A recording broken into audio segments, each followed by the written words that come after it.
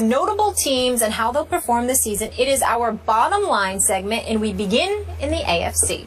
Peyton Manning returns for his 18th season. John Fox is out as head coach, and Gary Kubiak comes in to replace him. The Broncos won 12 games last year, but lost to the Colts in the divisional playoff. Will, what is the bottom line for the Broncos this year? The bottom line for the Denver Broncos is that they will miss the playoffs. What? That's correct. Say what? If you have no offensive line, you do not make the playoffs. I look at this offensive line, and let me just read these names to you. Tyler Sembrilo, okay, rookie, tackle. Evan Mathis just came over from the Eagles. Matt Paradis, just in his second year. Luis Vasquez, all-pro, got one there. Yep. And Ryan Harris at the right tackle. That is 5 guys who I believe it to this point have not played together, have not been on the field together, even through this exhibition season. A season, by the way, where Peyton Manning was sacked 3 times, straight up the middle. Now, Peyton Manning is notorious about getting that ball out in something like 2.6 seconds, but that's been a luxury. That's been sort of a superpower of his. This year, it's going to have to be a necessity. If that offensive line doesn't pull off a miracle and turn into a playoff caliber offensive line in that amount of time after not having been together in a division where everybody's better. Chiefs are better, I think. Raiders are better. Chargers are better. I see the Broncos ending up like 9 and 7. Those teams are all better than the Broncos? No, better than they were last year, meaning they're getting better. For the Broncos, okay, got it. Meaning you don't cruise to 11-5 or 12-4. Just want to clarify, you struggle to 9-7 and miss the playoffs. The Raiders are better than the Broncos. Just clarify.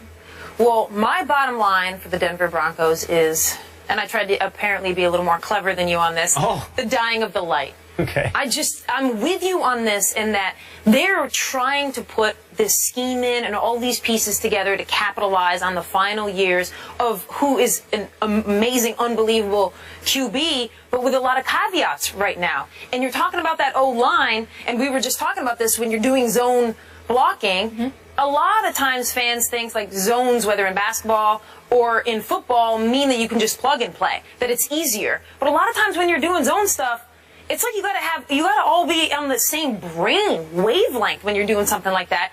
And that takes more time than the guys and the experience that they have on that O-line. And also, when the Broncos did this back in the day, in the late 90s with Shanahan, and they had the amazing running game, and then they had Elway, what really put them over the hump was that Elway was able to just throw his body anywhere there at the end of those 2 seasons. I don't think Peyton's going to be able to do that. I don't think that's going to be able to happen for this team. And now I love that they have brought in this new scheme, and they're doing everything they can this year to try and get the Broncos to the place that they think they can possibly be and squeeze the last amount of juice out of Peyton Manning. I just don't see it going that way for them. I think they're going to be really good through 10 games. And then I do think they're going to get into the playoffs. I think they're out after the first game. We agree. What do you think? What's your quick hit bottom line?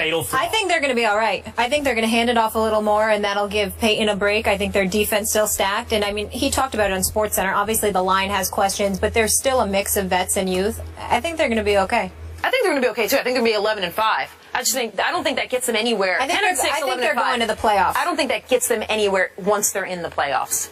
We shall see, but we must move on. Sports happens. Andrew, I love that. Andrew Luck and the Colts have reached the playoffs in each of the first 3 seasons and reached the AFC title game last season. Luck adds weapons Frank Gore and Andre Johnson to the offense this season. So, Kate, what's the bottom line for the Colts?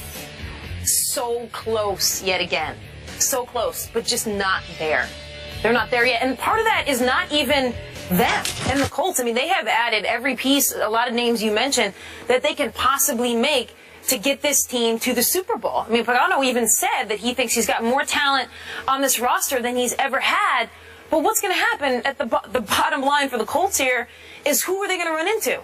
More than likely, they're going to run into the Patriots again when you're talking about getting to the playoffs. I obviously think the Colts are going to be great during the regular season. I think they're going to get to the playoffs. I think they're going to be playing great football. It's a timing issue for Andrew Luck right now and the Colts and Pagano. They just have a few more years they need to wait before the Patriots are not the Patriots anymore and Tom Brady is not Tom Brady anymore. I don't think the Colts have gotten better enough to the point that they're going to be able to clear that hurdle.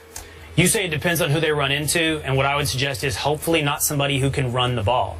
I look at the Colts a little bit like I do the Eagles in the NFC, in that they're good, they're going to make the playoffs, but they're overhyped. Everyone is on this bandwagon. And why wouldn't they be? Andrew Luck is great, and everyone is assuming Andrew Luck will take this to the next level. But football is still a team sport. And I watched last year as the Dallas Cowboys ran straight through the middle of the Colts defense. Won that game 42-7. Saw the Patriots beat the Colts 45-7. Saw the Steelers put up 51 points against the Colts. I'm not worried about Andrew Luck's side of the ball. I'm worried about the other side of the ball. I know you get Robert Mathis back, but you got to stop the run. And right now, the Colts defense would scare me if I was someone who was predicting them to go or to win the Super Bowl. They look like a good playoff team. Yeah, and that was their issue last year as well. Once you see them play the Patriots, it's like all confidence goes out the door. Yeah, exactly. That's what you say if you're a Colts fan. You're like, oh, that's the comparison. Yeah, exactly. Let's move on to the Jets here, where it's already been an eventful camp for new head coach Todd Bowles. Geno Smith out with a broken jaw after taking that sucker punch during camp. The good news, however, Darrelle Revis returns to anchor Gang Green's defense. Bottom line for the Jets here, Will. Bottom line for the Jets is Cardale Jones. They are in the Cardale Jones Bowl. Stop And it. the only thing more absurd than predicting the college national champion today and the record for every one of these NFL teams is predicting where certain quarterbacks will fall in the draft 10 months from now. But the Jets look like one of the worst teams in the league to me. As I look through the league, I don't know how many teams you can comfortably say are worse than the Jets. The Jags, the Titans, the Redskins, the Browns, maybe, which puts them probably somewhere around 8 to 12 picking in the draft. And right now, the top quarterbacks are suggested to be Connor Cook from Michigan State, Christian Hackenberg from Penn State, and a guy who might not even be starting for his college team, Cardale Jones from Ohio State. I think the Jets need a quarterback, and I think they're going to be in a position to get one next year, early in the draft. Yeah, that division keeps getting better and better, all the other teams. And my bottom line is last place. And it would seem that I just wholeheartedly agree with Will on that. But saying last place is more of a discussion about the power of the AFC East and what I think are going to be just a group of really, really tough teams with the Patriots separated, but then everybody else sort of beating each other up. And so when I say the Jets are going to be last place, I still think they are a middle of the road NFL team. I don't think they're terrible. I don't think they're in the bottom three as you think. I think they've added a lot of pieces that I like. I like Brandon Marshall a lot. I think especially his first year somewhere, he plays electrifying football. Darrelle Revis, Eric Decker better too. Yeah, Decker's a better number 2. Right, exactly. So that wide receiving core. Now Ryan, the quarterback question, that you've got the great receiving core, and you think you're going to get solid quarterback play, and maybe that's what the Jets need with the defense that they're going to have. Yep. So I don't think they're going to be terrible, but I think in that AFC East, they're just not going to be able to rise above anybody else. Football's a zero-sum game. If somebody's winning, somebody's losing. But not always within Patriots the conference. Winning, if the Dolphins are better, if the Bills are better, somebody's losing. I'm not sold on the Dolphins yet, though, either. No? No, not totally sold there either. I think if Ryan Fitzpatrick, if he can be a game manager, they could be a little better than we think, because I think that defense is legit. Yeah. How about Pittsburgh? Their defense? I don't know. Big Ben probably had one of the best offenses last year. Le'Veon Bell is coming off a monster year in 2014, and receiver Antonio Brown is arguably the best at his position. No more Dick LeBeau to lead the defense. So what is the bottom line here for the Steelers, Kate? We know they have a couple suspensions. Le'Veon's out the first 2, and Martavis is out, I think, the first 4. My bottom line for them is outside looking in. I think... No playoffs. I don't think so. And I think the key there is just their schedule. It's the toughest schedule that any team's going to play in terms of like opponent winning percentage. And their defense right now, I mean, giving up what? Last year, gave up, you're talking about the Colts run defense not stopping anybody. I mean, 4.4 yards per carry for the Steelers. I didn't see these offseason upgrades that's going to lead me to believe that they're going to be able to plug those holes. I mean, you've got Ben Roethlisberger, and you're not going to count that offense is just electrifying. It's going to put up a lot of points, but they kind of have the same problem that I see my New York Football Giants having. In that, I look on the defensive side of the ball, and I'm like, oh, they're going to have to put up. Giants are a hot mess. But that's a whole other story. Right, but you're like, which we will get to. We will get to that. Pittsburgh, what are they going to put up? Like 30 points a game? Is that what's going to happen here? So I think with that schedule is going to really work against them. And, you know, if they're 9-7, that could mean no playoffs. Yeah, that division, AFC North, I mean, Cincinnati Bengals, Baltimore Ravens, Pittsburgh Steelers. I personally think the Cincinnati Bengals are going to come out of that. I think you'll find the Cincinnati Bengals in the AFC Championship game against the Patriots. When you can run the ball like that, when you have offensive line like that, and a defense like that, that's the formula for winning games. I understand Andy Dalton's limitations, but that's a team. Now, I think the Steelers are a true wild card. And what I mean by that is it's going to be hard to tell what's going to happen with this team, and I think they will get the wild card. They'll get into the playoffs. Ben Roethlisberger's great.